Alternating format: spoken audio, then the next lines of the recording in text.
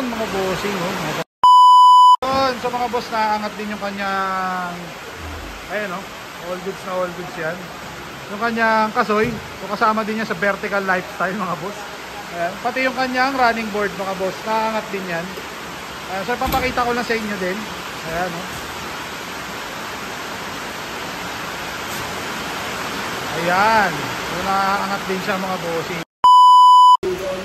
Yan mga bossing, nandito tayo ngayon siyempre sa Kulatog Works. Ayan. At inaayusan na tong next na ipaparapol kay Ma'am Jen. Ayan, sa King of the Road. Ayan, medyo maulan lang. Kanina pa ako nakalis sa amin eh. Ngayon lang ako nakarating dito. Ayan. So, ayan mga boss, oh. Ito na yung unexpected 12. Ayan, kaya tara, samahan nyo akong review na specs ng unexpected 12.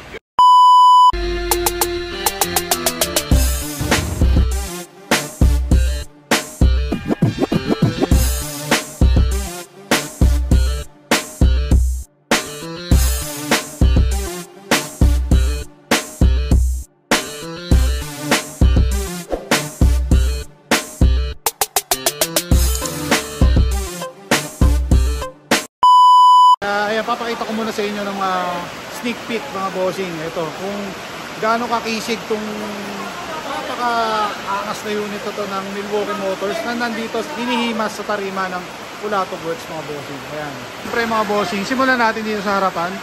Ang unahan niya mga bossing is vertical ang kanyang bukas ng hood. And then siyempre hindi lang vertical mga bossing, naka-butterfly din siya. Ayan, kamukha nung sa Kim. Kaya lang yung Kim is hindi naman vertical yung kanyang harapan. O ito is pinagsama. Ayan. 2018 model ng Milwaukee Motors mga bossing. Ayan, okay. So next natin, puntahan natin yung kanyang makina. Ang makina niya mga bossing is Isuzu 4BD1 Turbo. Ayan mga bossing. Ito yung kanyang turbo mga bossing. Ayan. Okay. So naka-chrome na rin siya. Siyempre mga bossing, intercooler na din siya. Ayan. And then naka D7 na preno. Ayan. Ang kanyang transmission mga bossing is high and low. Pakita ko lang sa inyo mga boss. Ito siya. Ito yung shifter niya. And then ito yung para sa high and low, yung maliit. Okay. So mamaya na tayo dito sa interior. Dito na tayo sa labas. Okay. So ipapakita ko lang. So ito is, ayan, gawa ng Milwaukee Motors na hinimas dito sa tarima ng Team Kulatog. Okay. O meron na din siyang tire cover, naka-Cresida na hubcap mga bossing. Ito. And then foldable yung side mirror niya. Ayan, automatic to mga bossing. Ayan. And then side spoiler, naka-headband na rin siya mga boss, saka spoiler. Ayan. Okay.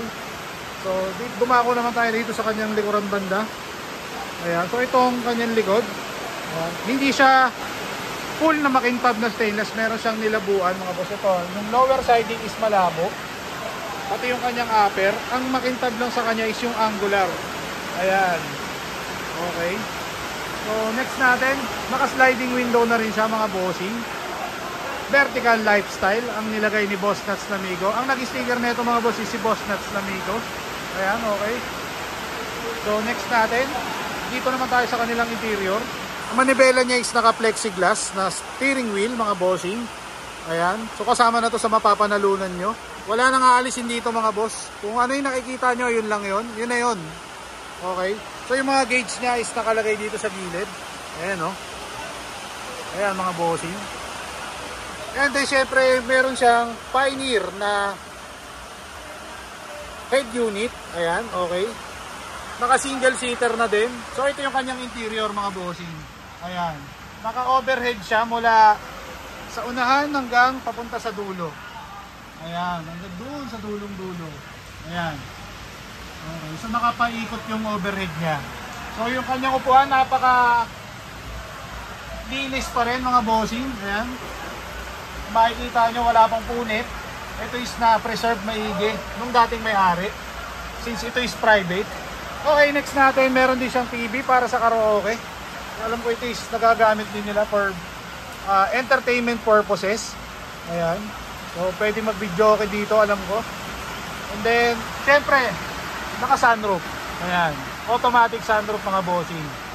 So, solid at sulit ang mapapanalunan nyo. Naka-running lights na rin nga pala sa mga bossing. Ayan, all goods na all goods yan. Okay. So, tumako naman tayo dito. Ang mga gulong niya mga bossing, ito is naka-tubeless na Durabis. Ayan. 16. 185 by 16. Pero naka-hubcap siya mga boss. So, ang nangyari dito is kinonvert para magkaroon ng salpakan yung hubcap mga bossing. Ayan. So, dito tayo sa unahan. Ganun din. Same lang sila ng gulong. Okay. So, ang harapan naman niya is Dunlop. Okay. So mga boss, naangat din yung kanyang, ayan o, all goods na all goods yan. Yung kanyang kasoy, so kasama din yan sa vertical lifestyle mga boss.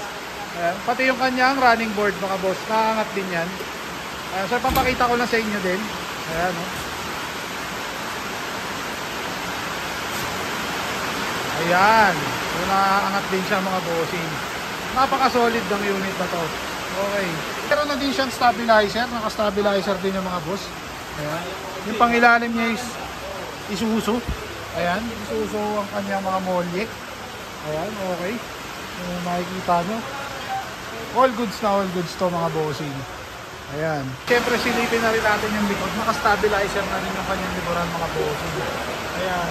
So, buong pa ang chassis na ito mga boss. Oh. Wala pang bulok. Ayan. Naka-tire cover na din siya. Ayan. Yung mga rare na tire cover kasama na rin dyan. Okay. So 205 by 75 naman itong harapan. Ayan mga bossing. So pag makikita nyo mga boss, ito yon. All goods na all goods. So congrats na agad sa mananalo na ito mga boss. Ang magiging raffle na ito is soon to be announced sa page ng King of the Road mga bossing. Or sa FB page ni Ma'am Jen Maulion. Ayan, so dahil pakita ko na sa inyo ang full specs review na itong unit na to mga boss. So, sa mga gustong tumaya, message nyo lang si Ma'am Jen Maulion ng King of the Road. Ayan, at si Boss Ben Manalo ng Team Kulato mga boss. Ayan.